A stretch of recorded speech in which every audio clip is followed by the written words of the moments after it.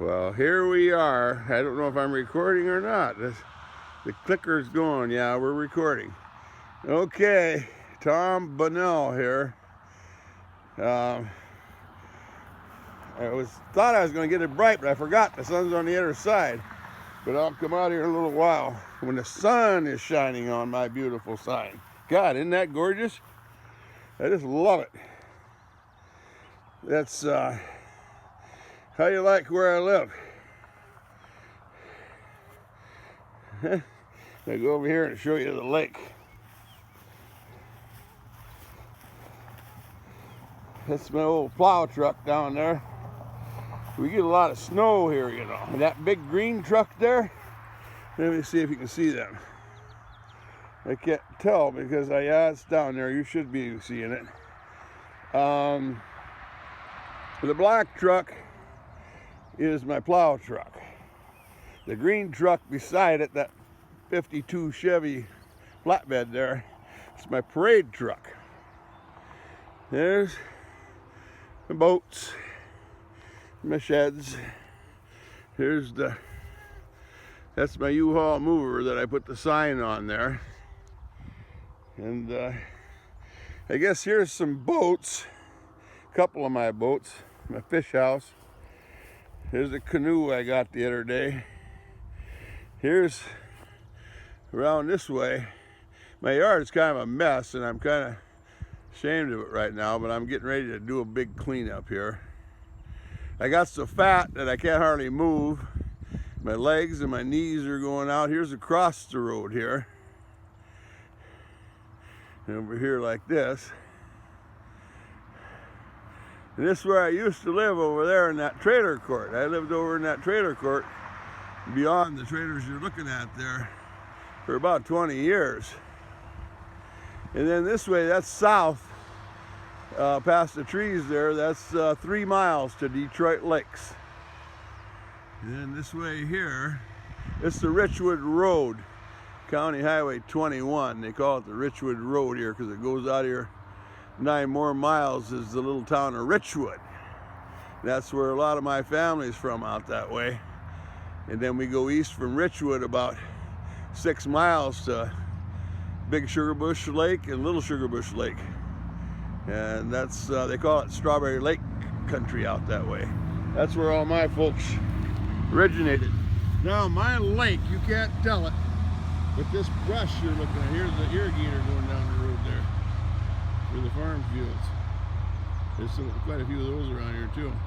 But just past these trees you're looking at here, the trees, I'm about 100 yards from those trees. Then you go another 100 yards through those trees and I'm sitting on that lake. I should walk you down there and show it to you. I guess I will. Okay, so here's Bunnell. I'm talking loud because the last time I did this, it didn't hardly pick up, and I'm trying to kind of yell so that it'll get some volume in this thing. And the last time I held this thing up and down, this time I'm holding it sideways. So I should get a better view. That's a speedboat, that one, and a fishing boat, that other one. There's the old plow truck and the parade truck beside it. There's the back of my house on the part that's facing the lakeside there. So this is me, Tom Bunnell. This is my sailboat, and I ran over it last winter. The snow was that deep, and it's white. And I was backing that black pickup up and smashed my sailboat all to hell. Ruined it, destroyed it. About a $250 sailboat. I got the mast and everything and the rudder, but that's nothing, junk. But I'm gonna turn it over here in a little bit and maybe make a planter out of it. I don't know. There's the parade truck.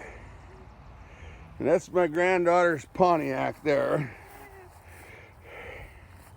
And there's a little play boat. And then I got a paddle boat there and some trailers. That's the area off on the other side of me there. One of my cabins. I'm gonna walk you down to the lake. We're just gonna walk. That's it. It's 4:51, so we'll see. Yeah. I'm so proud of having had the good fortune to have bought this piece of property. I got 2 acres. It looks like 5 or 10 acres or something, but it's really like 1.9 acres. And of that, I got like a half an acre that I can build on.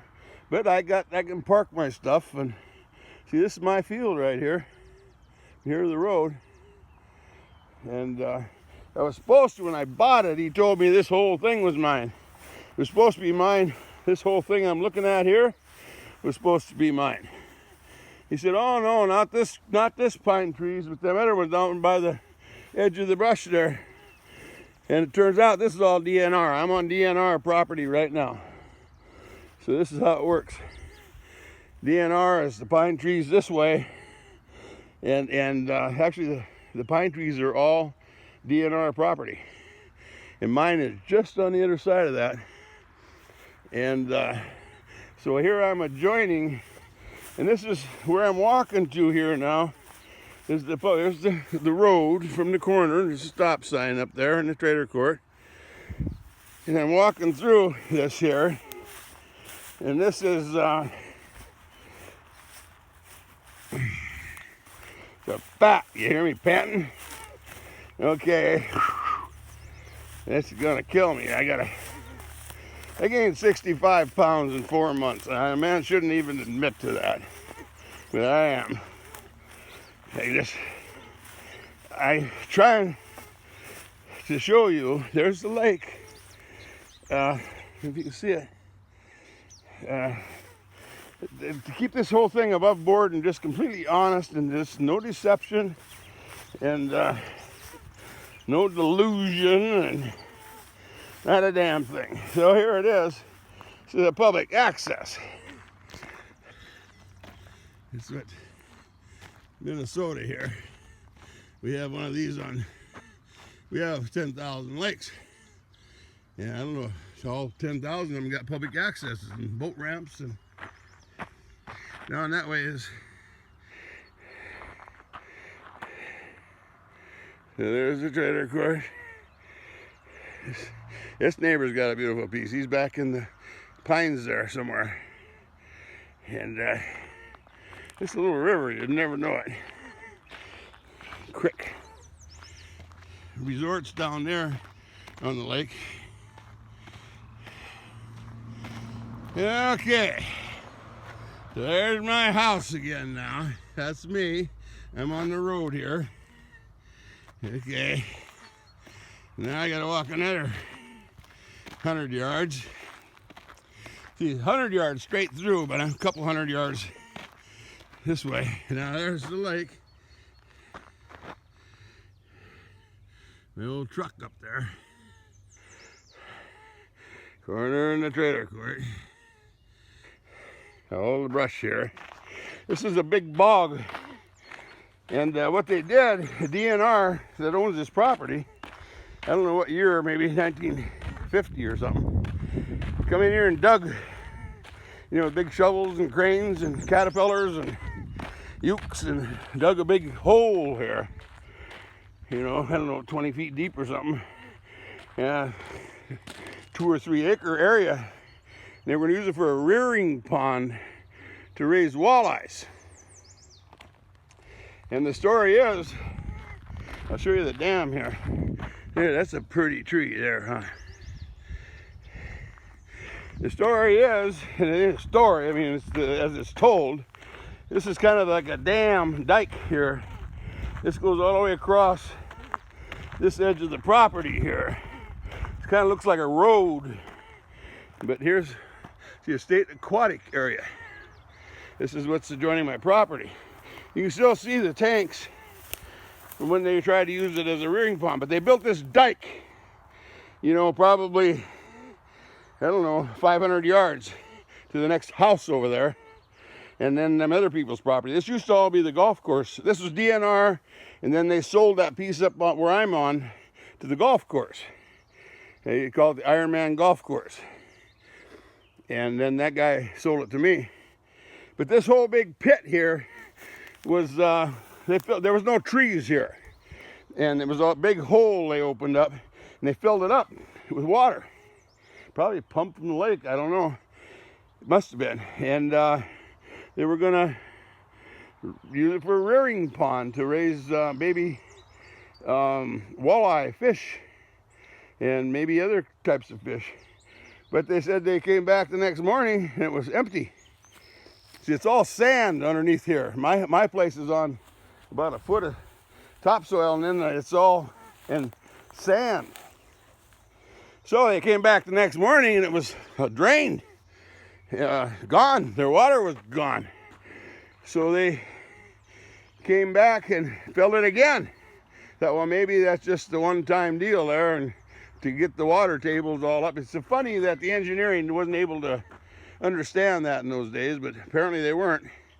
It came back and was empty again. Well, that was the end of the rearing pond. You can't have water, you can't have a pond. So here we are. Now I'm coming into here. There's the highway out there again. This is where I just now walked down and came in.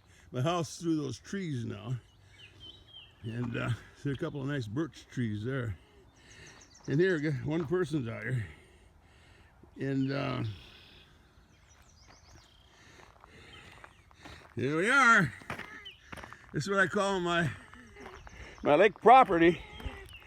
And I don't know, it took me a couple minutes to get here because I stopped and talked and everything. Oh, look at there. Nesting bird. They're sitting there in that brush pile anyway. Here's the signs. They have an invasive species. They got some kind of different weeds and different kinds of clams and stuff that are invasive. This is the DNR signs. Not very good lighting. But here we are. So this is what I call my dock, which it is. Mine and everybody else's. And this is my lake shore, and this is my boat for putting boats in the water. And here, boy, I almost dropped my phone. Here's that. There, that was a muskrat house there, that lump. They're kind of like a beaver house, you know. Only they build just individual beaver houses. Same principle. And usually a beaver house is associated and got a dam to go with it. And so there we are. Now I'm 200 yards through the brush and trees there. And it'd take a hell of a good ball player. You can't throw a ball that far, and you can't even hit a ball that well. I think a true baseball player and a big diamond or something would smash a home run. Could probably land it on my back porch or my roof or something, because I don't know how far they hit them balls, but I'm just kind of trying to define the distance here. Now here, this is the shoreline. There's my shoreline. Here, this is what I call my 800 feet of shoreline, and a boat ramp and a dock on my lakeshore property. Okay, it's a poor man's lakeshore property. I see I'm up to 13 minutes now. See, in here now, those are $1 million houses over there. You know, between the houses and the lakeshore property. This Little Floyd Lake. And this is be considered just a medium-sized lake for our country here. Medium or small or something, I don't know, a few hundred-acre lake. Big Floyd's probably 5 times this big. These are typical of our lakes. We got lakes that are acre or two, and I think the 10,000 lakes is really only about half of the lakes. There's another 10,000 or 20,000 ponds that I guess they gotta have a fish, be able to have fish in them in order to be qualified as a lake. And I think the reason for that is the smaller ponds, you know, 5-6 feet deep. See, we don't have enormously deep lakes to start with. If you've got 30 feet deep in these Minnesota lakes, that's deep. And a lot of it's only 16 feet, 9 feet. So we're very shallow lakes. And I grew up out west in Washington where the lakes are hundreds of feet deep. I don't even know if we have a lake. Now the Great Lakes might be that deep in some areas. But these common 10,000 lakes, if you had something 100 feet deep, that'd be really deep. 60 feet is really deep. 30 feet is about the deepest this lake is.